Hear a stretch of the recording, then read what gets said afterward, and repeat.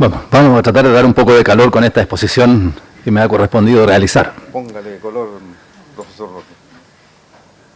Bueno, agradezco la invitación del doctor Mauricio González y lo felicito por este evento que nos da la oportunidad de compartir con ustedes algunas reflexiones que se realizan en el mundo universitario y que muchas veces se piensan que no tiene ninguna relación con lo que acontece en el mundo real.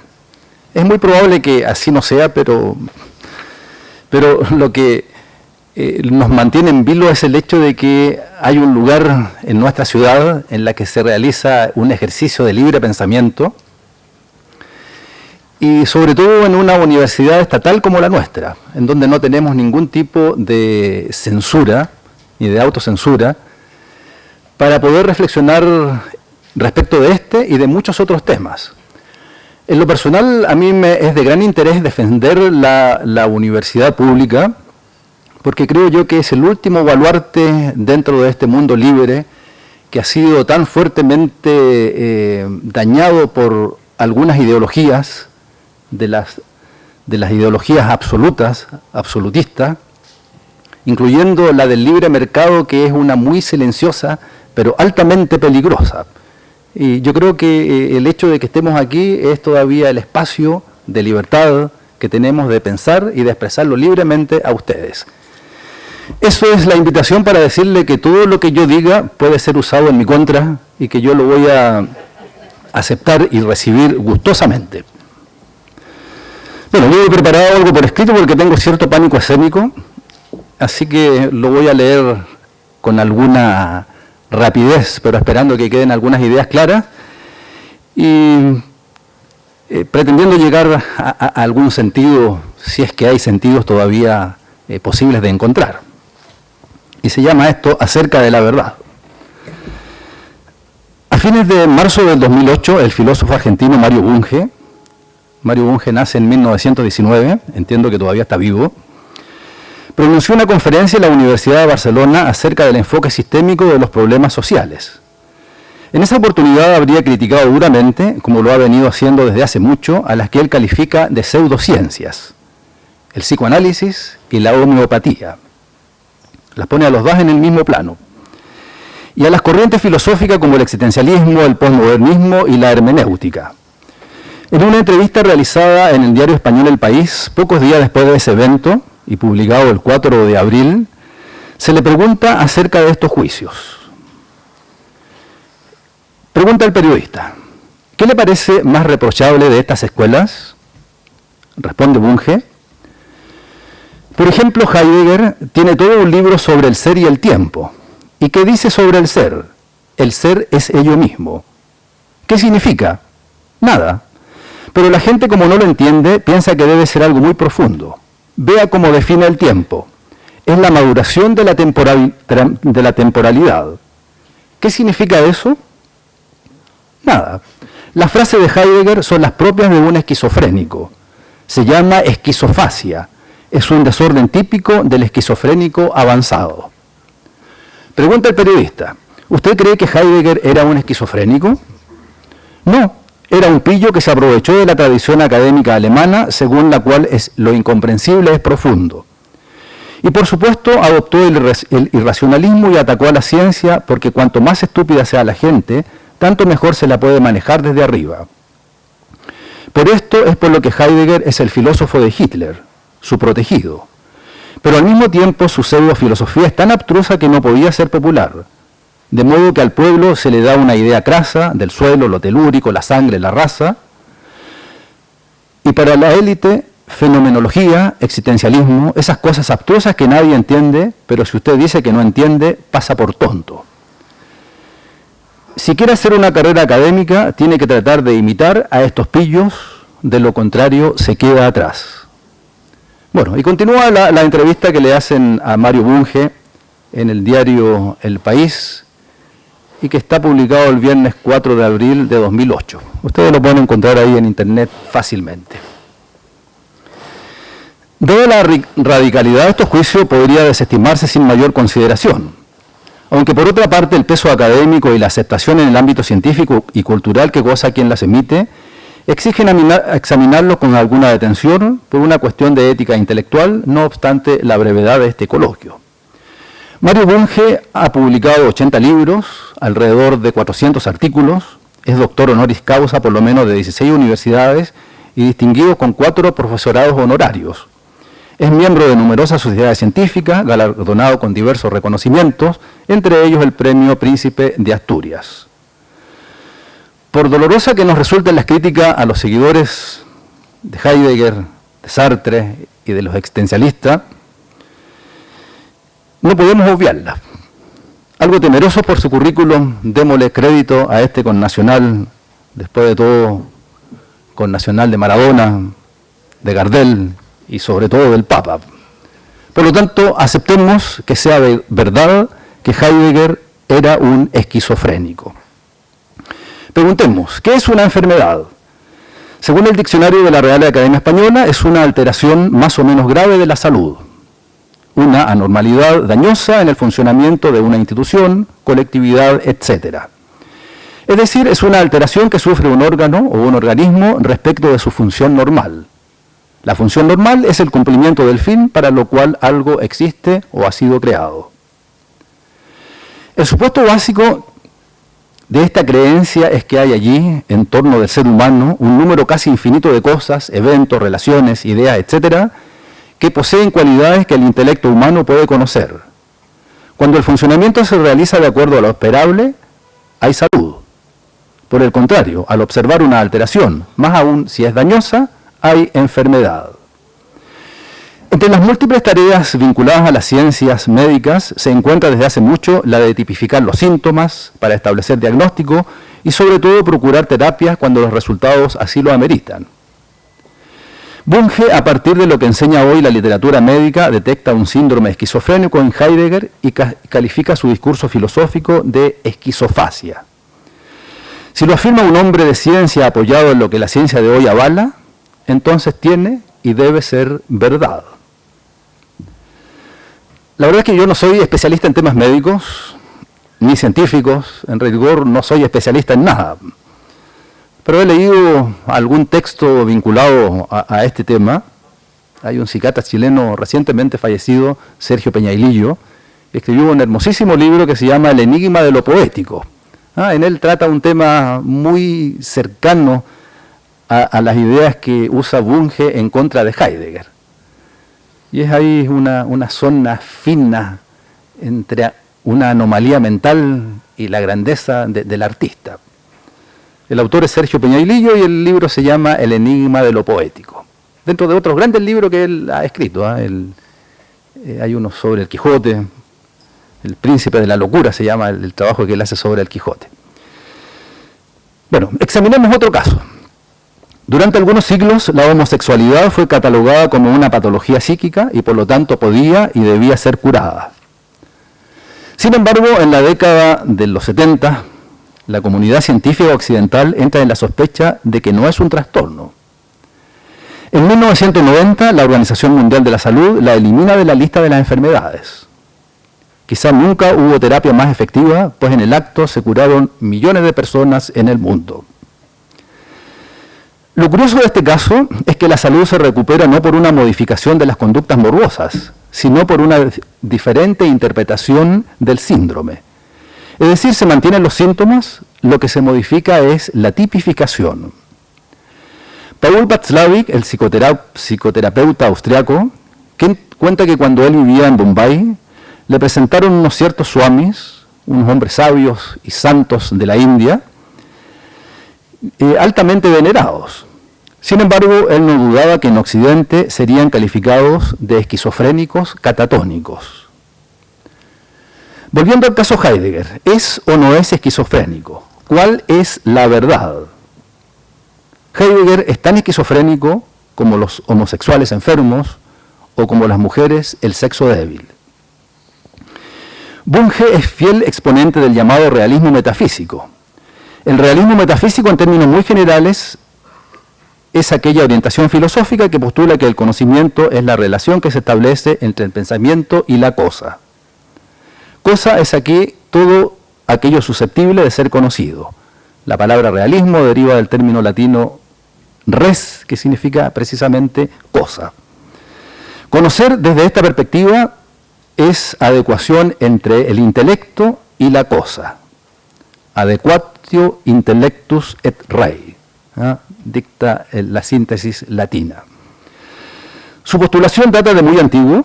En el siglo VI a.C. Parménides propone un poema, una versión muy elaborada. Afirma en él que es lo mismo ser y pensar. Esta expresión posee múltiples sentidos. En relación a lo que interesa por ahora, indica que la vía que conduce a la verdad es la racional y que aquello que es se revela únicamente al intelecto. Por lo tanto, un razonamiento lógico, coherente, metódico, contacta al humano con la verdad. Aristóteles es quien afianza estos supuestos y los hace perdurar de manera indiscutida casi por 2000 años. El realismo, en todo caso, es el sentido común hecho filosofía. Su premisa básica, reiteramos, es que hay un mundo allí que se puede conocer y asimismo hay una verdad objetiva, independiente, posible de alcanzar.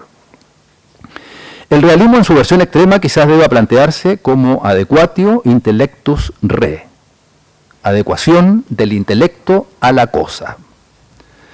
Solo en el siglo XVII termina su extensa hegemonía con la aparición de René Descartes. Para el filósofo francés, el acceso a la verdad se produce mediante la adecuación de la cosa al intelecto. Adequatio rei intellectu. Desde esta nueva perspectiva teórica, ser es percibir. Nada hay en el mundo si no es percibido por alguien. La realidad del mundo no depende de sí, sino de mí, de mi mente. Comienza en este momento la supremacía de la conciencia por sobre el mundo. Por casi 300 años la filosofía es idealista, porque es la idea depositada en la conciencia humana quien garantiza la verdad. Podrá ser todo sueño, ilusión, espejismo, holograma, más la idea de sueño, espejismo, holograma es absolutamente cierta y real. No obstante, el antagonismo entre realismo e idealismo tienen un importante elemento en común. Ambas teorías aceptan que hay un conjunto de cualidades permanentes, ya radicadas en las cosas, ya radicadas en la conciencia, que el humano puede captar y que son manifestación de la verdad. Más aún, esa verdad es universal y absoluta. En el siglo XIX aparecen tres grandísimos pensadores que por distintas vías entran en duda de aquellas cualidades permanentes identificadas en las cosas y consideradas verdades, y ahora las reemplazan por interpretaciones. Estos pensadores son Nietzsche, Freud y Marx, quienes son nominados por Paul Ricoeur como escuela de la sospecha. Ellos desmitifican la interpretación que los filósofos han efectuado del discurso acerca de la verdad, no para proponer otra verdad en su reemplazo. Su crítica es mucho más radical. Sostienen que en rigor nada hay tras la cortina. No hay ningún sustrato, no hay ningún ser tras el hacer. Eso lo afirma tal cual Nietzsche. Es decir, no hay un sentido oculto que descubrir. El fenómeno es todo. Dice Nietzsche, por ejemplo, comillas, no existen fenómenos o hechos morales, sino solo una interpretación moral de los hechos o fenómenos. Con esto quiere indicar que lo moral no es un hecho en sí, sino una interpretación humana, demasiado humana. Por lo tanto, su crítica a la moral de Occidente debe entenderse en rigor como crítica al discurso que Occidente ha hecho de la moral. Del mismo modo, Marx no interpreta a la sociedad burguesa, sino a la interpretación burguesa de la sociedad. Y Freud inventa el superego cuando una enferma interpreta su enfermedad diciendo, siento un perro sobre mí. Michel Foucault afirma al respecto, comillas, si la interpretación no puede acabarse nunca, es simplemente porque no hay nada que interpretar. No hay nada de absolutamente primario que interpretar, pues en el fondo todo es ya interpretación. Cada signo es en sí mismo no la cosa que se ofrece a la interpretación, sino interpretación de otros signos. Y esto está en un precioso librito de Michel Foucault, que se llama Nietzsche, Freud, Marx, que no tiene más allá de 40 páginas y que además trae un prólogo interesantísimo. Así que se los recomiendo. En este nuevo escenario, ¿qué es entonces verdad? Verdad, dice Nietzsche en el aforismo 534 de La voluntad de poder, es el tipo de error sin el cual un determinado tipo de seres vivos no podría vivir. Lo que decide en último término es el valor para la vida. Hasta ahí Nietzsche. Los seres vivos a los que se refiere son, por cierto, los humanos. Hay en ellos voluntad de verdad como condición necesaria para la vida, aunque esa verdad sea error. Es decir, la verdad es el error necesario para la sobrevivencia. Esta idea se entiende si se tiene en cuenta que el supuesto fundamental de Nietzsche es el lenguaje, y que es entendido por él como interpretación, tropos, metáfora de lo existente. Según Nietzsche, no existe vínculo necesario y natural entre el signo y su designación. El significado de los conceptos es en su génesis pura arbitrariedad. Si adquiere luego con el uso cierta precisión, es el resultado de convenciones. Nada más. Por lo tanto, todo aquello que se construye con y desde el lenguaje es también ficción, poesía, metáfora.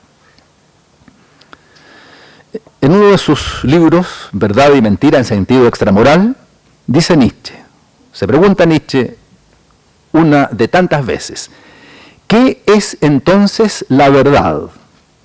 Responde, una hueste en movimiento de metáforas, metonimias, antropomorfismos, en resumidas cuentas, una suma de relaciones humanas que han sido realzadas, extrapoladas y adornadas poética y retóricamente, y que después de un prolongado uso un pueblo considera firmes, canónicas y vinculantes. Las verdades son ilusiones de las que se ha olvidado que lo son, metáforas que se han vuelto gastadas y sin fuerza sensible, monedas que han perdido su troquelado y no son ahora consideradas como monedas, sino como metal. Hasta ahí la cita de Nietzsche. El tema de la verdad en Nietzsche es interesantísimo, quizás deberíamos detenernos en él, por ahora lo dejamos aquí. Faltan algunos alcances del caso Heidegger que queremos precisar. Heidegger recoge muchas intuiciones de Nietzsche que desarrolla de manera prolija, refinada y agudamente elaborada. Sin ápice de menosprecio del filósofo dionisíaco, se puede decir que la profundización de sus ideas es similar a la existente entre Aristóteles y Parménides. En 1941, en plena guerra europea, Heidegger imparte algunas lecciones sobre Nietzsche. En una de ellas aborda el tema de la verdad y brinda un ejemplo clarificador de su propia comprensión de la verdad, más que de la nietzscheana, creo yo. Cuenta Heidegger. Un periódico americano informa en la primera página con grandes caracteres. Gran éxito, 38 aviones japoneses abatidos. Le reitero el año, 1941, y Heidegger es alemán, es decir, le digo, en plena guerra europea. Gran éxito, 38 aviones japoneses abatidos. Eso informa el diario norteamericano. Por su parte, el cuartel general imperial japonés informa, comillas, hasta ahora hemos perdido 38 aviones. Comenta Heidegger, después de todo, el periódico americano dice la verdad. La frase rectora, 38 aviones japoneses abatidos, es incondicionalmente verdadera, pues se corresponde con el hecho de que en efecto, en realidad, 38 aviones han sido destruidos. Cierre de comillas. Sin embargo, el periódico norteamericano no informa lo que destaca el cuartel general japonés. Han sido destruidos 96 aviones americanos.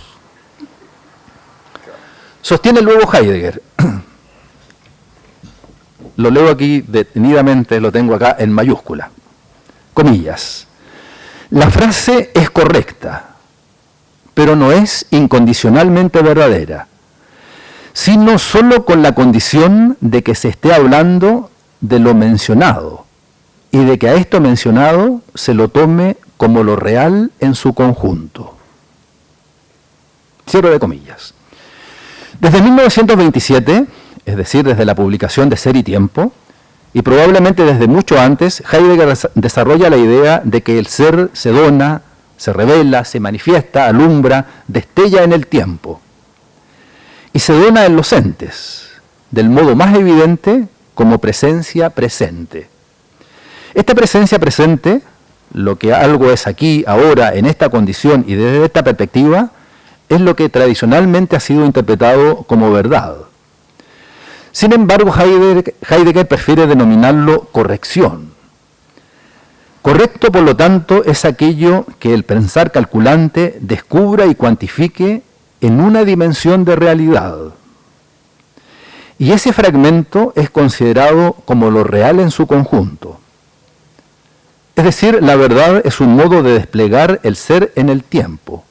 No alumbra toda a la vez ni de manera absoluta, tal como acontece la vida. Y que podríamos definir nosotros la vida como el despliegue del vivir. No sé si mis colegas psicólogos podrían calificar esto también de una patología psiquiátrica. Definir la vida como el despliegue del vivir. Vale decir, es lo que acontece en el tiempo y que de otro modo no se puede tener experiencia. Heidegger recuerda que el nombre originario para la filosofía es aletheia, es decir, desocultamiento, descubrimiento, desvelamiento. Esta acción solo es posible desde la alethe, es decir, desde lo oculto. Quien cree develarlo todo incurre en un error de perspectiva. A cada saber se revela una porción de realidad. En la medida en que absolutiza la parte, es falso. La alethe es una suerte de reserva ontológica a disposición de las generaciones futuras en un proceso eternamente inacabado. En el ejemplo citado, es verdad que 38 aviones japoneses han sido destruidos, pero no es toda la verdad. En este caso, lo oculto es manejado a voluntad. En la dimensión del ser es imposible, porque el humano no es el señor del ser, a lo sumo su pastor. Para el filósofo de Friburgo, es decir, Heidegger, el ser humano no piensa aún lo más meditable. Lo más meditable es lo oculto, aquella dimensión de nada, de enigma, de misterio que mantiene en vilo el pensar. Esta carencia se produce no por una incapacidad humana. Los instrumentos con que cuenta el pensar actual no lo posibilitan. La razón lógica, la razón físico-matemática, la ratio, constituida por el principio de razón, por el principio de no contradicción, por el tercero excluido, etc., encaminan a lo correcto, mas no a la verdad. Del titánico esfuerzo de Heidegger por renovar la ciencia y la filosofía dan cuenta los 64 volúmenes publicados a la fecha y de los 70 que se tienen considerado para sus obras completas. No han oído mal. 64 se han publicado y 70 se tienen considerado de sus obras completas. Si les interesa el tema Heidegger, hay una bonita conferencia que se llama El fin de la filosofía y la tarea del pensar. Pues bien, con esto termino. Los filósofos suelen hablar mucho sin llegar nunca a nada. Con mayor razón los filosofillos, los aspirantes a filósofo, los profesores de filosofía. Tratemos de concluir la anécdota desde la cual partimos. ¿Es o no verdad que Heidegger es esquizofrénico? Si no es verdad, ¿será al menos correcto? Creemos que ni lo uno ni lo otro. Bunge no logra siquiera vislumbrar el sentido del pensar heideggeriano. Las filosofías que ambos sustentan se encuentran en las antípodas. Bunge no es en rigor un realista metafísico, es más bien un positivista a ultranza. Su indagación se atiene a lo dado, al dato empírico, a lo comprobable. Desde esa posición no logra percibir lo que se revela como ausencia y enigma, el ser. Por lo tanto, al no captar el objetivo, ni siquiera puede refutar el pensar de Heidegger. Por ello recurre, no sé si consciente o inconscientemente, al antiguo argumentum ad hominem. No refuta el argumento, sino que desacredita a quien lo dice.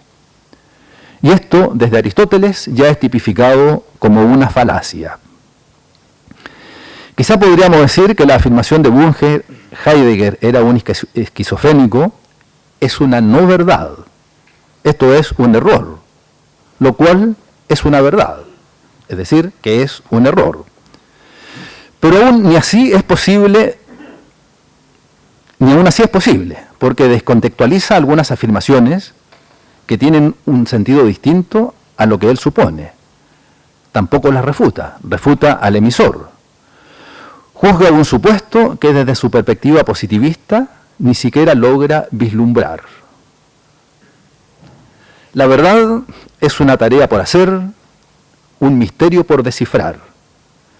Pero como el ser humano no es ni omnisciente ni ubicuo, nos bastan aquellas mentiras necesarias para sobrevivir y ojalá ser felices. Esa es mi modesta intervención.